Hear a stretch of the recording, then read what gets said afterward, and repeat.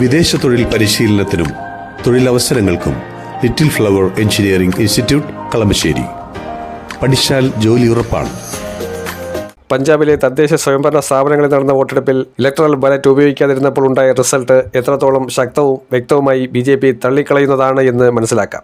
ഒരുപക്ഷേ ഈ ലോകത്ത് തന്നെ ഏറ്റവും ശക്തരായിട്ടുള്ള, ധനികരായിട്ടുള്ള, സ്വാധീനമുള്ള ശതകോടീശ്വരന്മാരായ ആളുകൾ BJPക്ക് വേണ്ടി അനുകൂലിക്കുകയും BJPയുടെ തുടർഭരണം ഏതൊക്കെ മേഖലയിലുണ്ടോ അവിടെയൊക്കെ ആഗ്രഹിക്കുകയും ചെയ്യുമ്പോഴും അവർക്ക് EVM ഇല്ലെങ്കിൽ പിടിച്ചു നിൽക്കാൻ കഴിയില്ല.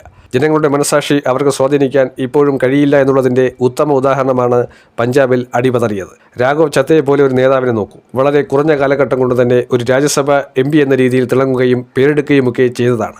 പക്ഷേ അത് കൃത്യമായി BJPയിലേക്കുള്ള വഴിവെട്ടലിന് വേണ്ടിയായിരുന്നു എന്ന് മനസ്സിലായപ്പോൾ ജനങ്ങൾ അന്താളിച്ചു നിൽക്കുന്ന അവസ്ഥയാണ്.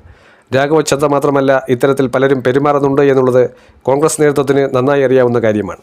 ആം ആദ്മി ഇത്രയും കാലം കോൺഗ്രസിനെ അള്ളുവെച്ചപ്പോൾ ചതിയുടെ ആ കൃത്യമായ കാഠിന്യം എത്രത്തോളം ഭയാനകമാണ് എന്ന് അവരും തിരിച്ചറിയുകയാണ്.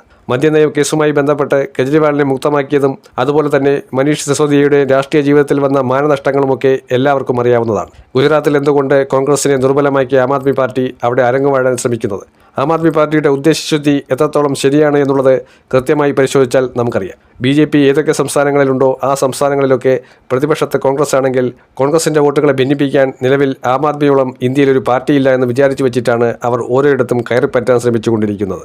പഞ്ചാബിൽ അധികാരത്തിൽ താൽക്കാലികമായെങ്കിലും 2022 അത് എക്കാലവും നിലനിർത്താൻ കഴിയില്ല. കാരണം ലോക്സഭാ തെരഞ്ഞെടുപ്പിൽ വോട്ട് ഷെയർ കുറവാണെങ്കിൽ പോലും കോൺഗ്രസിനാണ് മുൻതൂക്കമുള്ളത്. നിയമസഭാ തെരഞ്ഞെടുപ്പിലും ആ ഒരു മുൻതൂക്കം ഒരുപക്ഷെ സാധ്യമാകും. പക്ഷേ പഞ്ചാബിൽ ഇനിയും കോൺഗ്രസ് ഒരുപാട് മാറേണ്ടതായുണ്ട്. ക്യാപ്റ്റൻ അമരീന്ദർ സിംഗ് കോൺഗ്രസിനെ നയിച്ചിരുന്ന സമയത്തൊക്കെ പാർട്ടി നേട്ടമുണ്ടാക്കിയിട്ടുണ്ട്. അദ്ദേഹം പാർട്ടി ഇപ്പോൾ മാറിയെങ്കിലും അദ്ദേഹം എടുത്തിട്ടുള്ള ശക്തമായ ചില നിലപാടുകളുണ്ട്. ആ നിലപാടുകളിൽ ഒരുപക്ഷെ വെള്ളം ചേർക്കാൻ കോൺഗ്രസ് ശ്രമിച്ചത് കൊണ്ട് തന്നെയാണ് കഴിഞ്ഞ തവണ പരാജയപ്പെട്ടത്. അത് തിരുത്തിയാൽ മാത്രം തിരിച്ചു വരാൻ കഴിയുന്ന നഷ്ടങ്ങൾ മാത്രമേ ഇപ്പോഴും പാർട്ടിക്ക് അവിടെ സംഭവിച്ചിട്ടുള്ളൂ.